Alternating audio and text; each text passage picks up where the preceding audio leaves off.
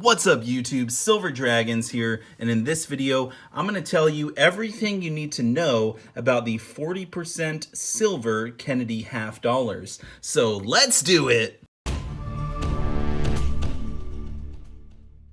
Thank you so much for watching my video. I sincerely appreciate it. If you want to learn more about investing in precious metals, or if you just want to watch awesome videos about gold and silver, then subscribe to my channel. In this video, I'm talking about 40% silver Kennedy half dollars. I'm going to tell you everything you need to know about these, and also I'm going to give you the top 3 reasons why these are a great option for silver stacking.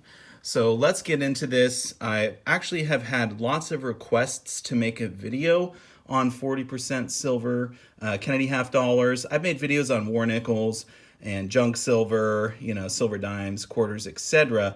But I haven't made a video exclusively on 40% Kennedy halves. So that's what this one's gonna cover. I'm going to give you some general information about them, and then we're going to talk about why they're great for stacking. So I did bring out some of the other half dollars here just to show you. The video is not about them, but I do have a really old one. It's a barter half dollar. Get that out of there. We have some walking liberties. These are the walkers. And then I've got some Benjis. Those are pretty sweet. This one preceded the Kennedys.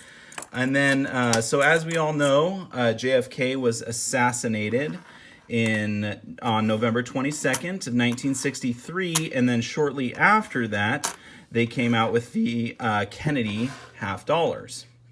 So the first Kennedy half dollars came out in 1964.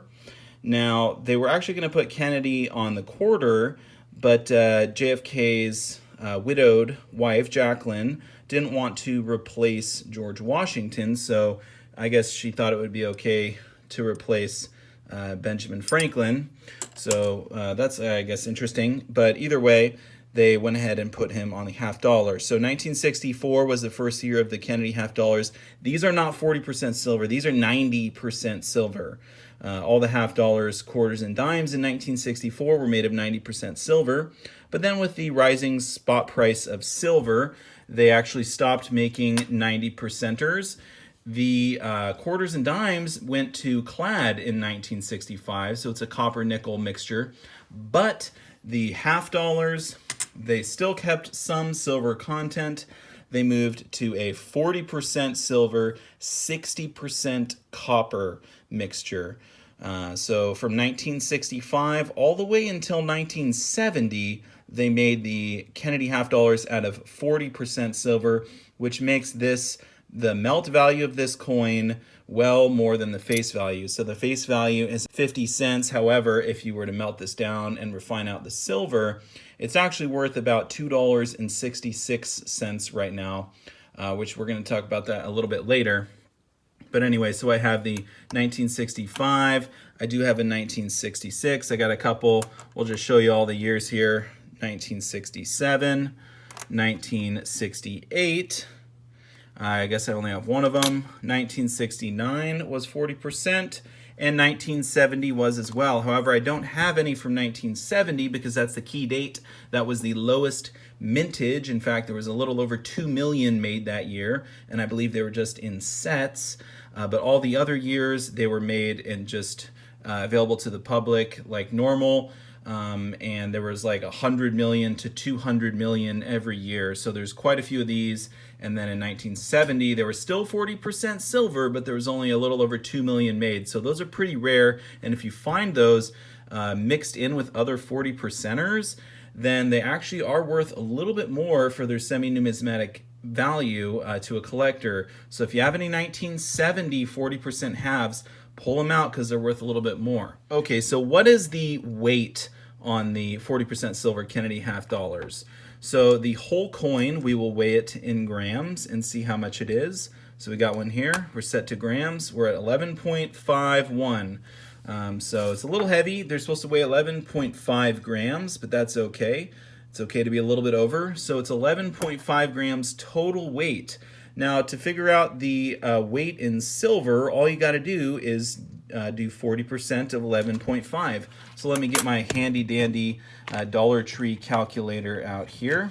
We will turn it on, and you do 11.5 times 0.4 equals 4.6. So there's 4.6 grams of silver in every single one of these coins.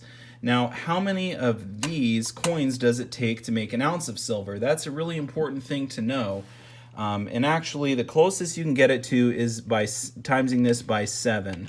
So we'll times that by 7, and we get 32.2 grams. Now, an ounce of silver is 31.1 grams, so this is just a hair over an ounce of silver for 7 of these coins. So if you were just buying these and you were trying to figure out, well, how much should these cost? I know what the spot price is for an ounce of silver. The closest way you could do it is just take 7 of them, 1, 2, 3, 4, 5, 6, 7, and this is a little over an ounce of silver. It's actually 1.035 ounces. Okay, so that's how you figure that out. And a better way to figure out the price of the individual coins is what I always suggest: just go to coinflation.com. That's my favorite website to look up the silver price on coins. And you'd see the spot price right now is around 1804, and they've got the silver price for each one of these coins at $2.66. Okay, so that's a bunch of information on 40% silver, Kennedy half dollars. I think that's pretty much covers them enough, so you know about them, you know what they are, etc. Now let's talk about stacking these things, because I'm sure a lot of people are watching this video because they're thinking, Silver Dragons, why would these be a great thing to stack? So here are the top 3 reasons for stacking the 40% silver Kennedy half dollars. Let's kick it off with number 3. It's that these are great for bartering because they're fractional silver. So when you're stacking silver, you have to understand that there might be a point in time when you'd actually have to use your silver to barter with, like SHTF, etc. Now, each one of these is about 1/7 of an ounce of silver, which makes them able to be broken up much more than an ounce of silver, right? So if the price of silver goes up dramatically in the future, then it's really hard to break up an ounce. It's nice to have fractional silver for buying, bartering, etc. Because these are 1/7 of an ounce, that makes them a great option for that. So I think that's a great reason to be stacking these. I probably wouldn't have my whole stack, obviously, in the 40%ers, but I do think you should have some on hand for that reason. And I put that as reason number 3. Now, reason number 2 is that these are extremely trusted. They're very recognizable, and they're essentially never, ever faked. Because they're only 40% silver, it doesn't really make any sense for someone to make counterfeits of these because there's not much money to be made. And so these are extremely trusted.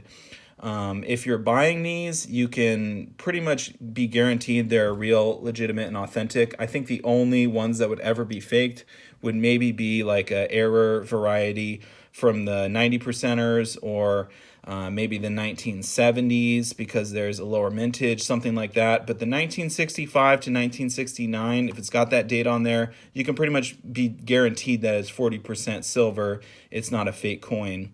This is backed by the U.S. government. This is legal tender here as currency. And so super, super trusted.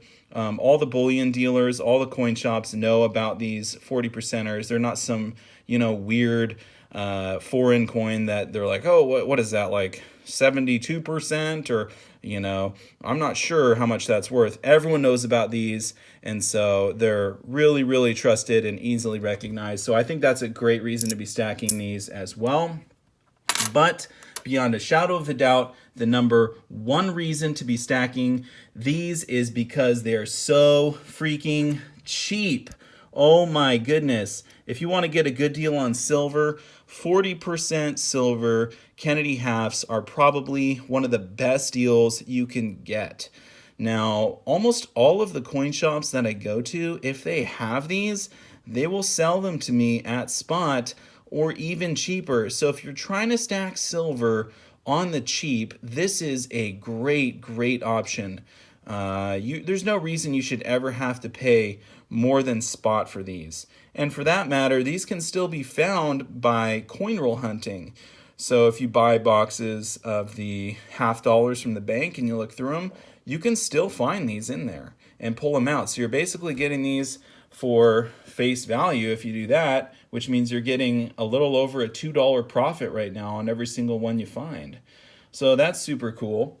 I don't personally do coin roll hunting, but I know that a lot of people do, and this is one of the things that they find the most often as far as looking for silver.